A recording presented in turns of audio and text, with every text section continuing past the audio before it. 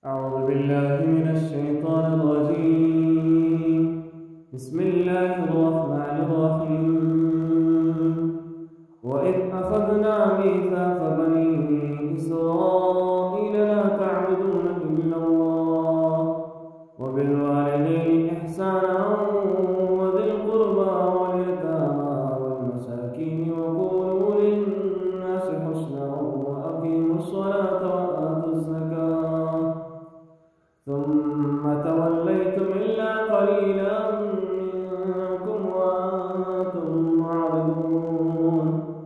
وإذ أخذنا ميثاقكم لا تسفكون دماءكم ولا تخرجون أنفسكم من دياركم ثم أقررتم وأنتم تشهدون.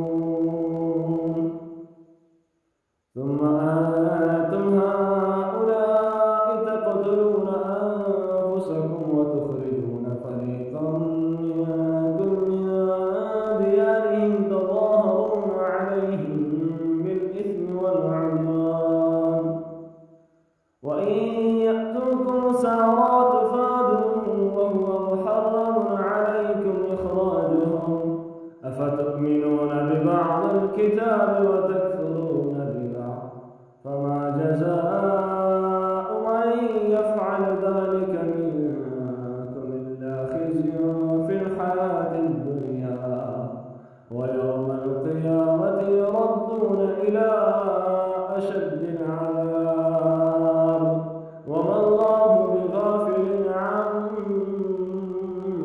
تعملون.